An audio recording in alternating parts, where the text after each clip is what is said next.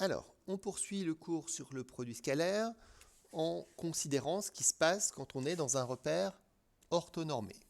Donc on rappelle ce que c'est qu'un repère orthonormé. Vous avez une illustration ici sur le côté. Ça veut dire qu'on a deux axes qui sont perpendiculaires. Et puis d'autre part, pour avoir un repère orthonormé, il faut que les deux vecteurs unités, le vecteur d'abscisse I et le vecteur d'ordonnée J, ces deux vecteurs de base, soient de même norme.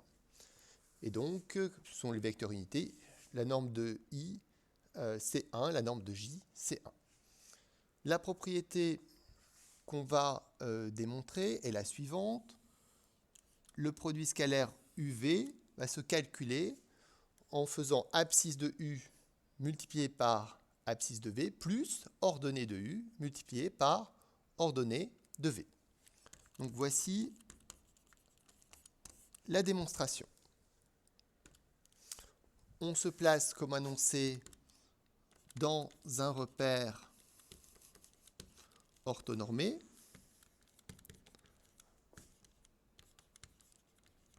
Orthonormé OIJ. Alors, qu'est-ce que ça veut dire qu'on est dans un repère orthonormé OIJ concrètement? Ça veut dire que les axes sont perpendiculaires, c'est-à-dire que les vecteurs I et J sont orthogonaux. I et J sont orthogonaux, ça veut dire que le produit scalaire IJ est égal à 0. Et d'autre part, on a dit que les unités étaient les mêmes en abscisse et en ordonnée, c'est-à-dire que les normes des vecteurs étaient égales à 1. Norme de I est égale à 1, norme de J est égale à 1. Donc, dans ce contexte-là, on veut calculer le produit scalaire UV.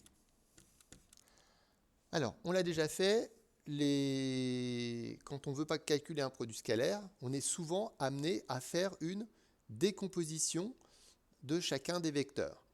Donc on veut décomposer le vecteur U selon une partie horizontale et une partie verticale, et même chose pour le vecteur V. Donc vous avez ici une illustration. Qu'est-ce que ça veut dire que le vecteur U a comme coordonnées 3, 2? Ça veut dire que le vecteur U se décompose selon une partie horizontale et une partie verticale. La partie horizontale, ce serait 3 fois I, et la partie verticale, 2 fois J. Donc le vecteur U, ce serait 3I plus 2J. En faisant bien attention ici, le coefficient de I, c'est en fait l'abscisse du vecteur U. Le coefficient du vecteur J, c'est en fait l'ordonnée du vecteur U. Donc, on va faire cette décomposition. On décompose le vecteur U d'une part, le vecteur J d'autre part. Donc, un certain nombre de fois le vecteur I, un certain nombre de fois le vecteur J.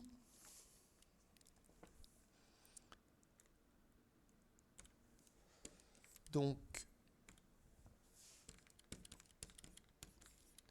ici, combien de fois le vecteur I? Le nombre de fois le vecteur I, c'est l'abscisse de U. Combien de fois le vecteur J, c'est l'ordonnée de U. Et même chose pour le vecteur V. Combien de fois le vecteur I, c'est XV. Combien de fois le vecteur J, c'est YV. Et puis ensuite, ça va être du calcul, des calculs qu'on a déjà été amené à faire en exercice. On distribue, c'est une double distributivité, c'est un peu pénible parce qu'il y a beaucoup de lettres, mais ce n'est pas très difficile. Donc XUI fois XVI, ça va nous donner, si on rassemble les choses qui vont ensemble, XU, XV, I, ça va nous donner I carré. On fait la même chose pour le deuxième terme, XUI, YVJ, on rassemble, XU, YV, et le produit scalaire, ce sera IJ. Ensuite, on a YUJ, XVI, YU, XV, et les vecteurs IJI. Et le dernier produit, YUJ, YVJ. YU, YV, et le vecteur J, scalaire lui-même, c'est-à-dire J au carré. Alors, quand on regarde un petit peu chacun des termes, on s'aperçoit que, par exemple, ici, on a le produit scalaire IJ. Et ce produit scalaire, on a dit que c'était égal à 0 puisque les deux vecteurs sont orthogonaux. Pareil, on a JI ici, et ça, c'est 0. Et puis ici, on a I carré. Alors, on a déjà rencontré la situation. On rappelle que I carré, c'est-à-dire I scalaire I, c'est aussi égal à la norme au carré. Et la norme au carré, on la connaît. Cette norme au carré, c'est 1. Même chose pour J carré. J carré va être égal à 1. Donc, dans tout ce développement, en réalité, il ne va pas nous rester grand-chose. Il va nous rester XU, XV fois 1, donc je n'écris pas. Ensuite, on a deux termes qui sont égaux à 0. Il va nous rester le dernier terme, YU, YV, multiplié par 1. Voilà pour la démonstration de cette propriété.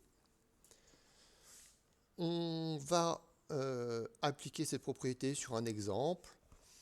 Donc, par exemple, ici, on vous propose 3 points ABC et on va démontrer que le triangle ABC est rectangle en A. On s'est déjà prouvé que ABC est rectangle en A par une autre méthode en utilisant le théorème de Pythagore. Simplement, c'est un petit peu long, il faut calculer toutes les longueurs du triangle, faire la rédaction de Pythagore, et c'est quand même un petit peu pénible. Là, on va avoir un outil plus sophistiqué avec le produit scalaire, et ça va être plus rapide. Donc, on calcule les coordonnées du vecteur AB. Donc, les coordonnées du vecteur AB, ça va être 5, moins 1, moins 3, moins 6. C'est-à-dire que on va trouver pour les coordonnées du vecteur AB, en abscisse, on trouve 6, en ordonnée, on trouve moins 9. Et puis, pour le vecteur AC, je vais donner directement le résultat. Ici, pour le vecteur AC, on trouve 3, 2. Et donc, après, on peut passer directement au produit scalaire. Produit scalaire ABAC. Alors, la règle dit, celle qu'on vient de démontrer, qu'il faut multiplier les abscisses. Donc, ça va nous donner 6 fois 3. Plus, on va multiplier les ordonnées. Moins 9 multiplié par 2. On calcule 18 plus moins 18 et on trouve 0. Donc, AB et AC sont orthogonaux. C'est-à-dire que les droites sont perpendiculaires.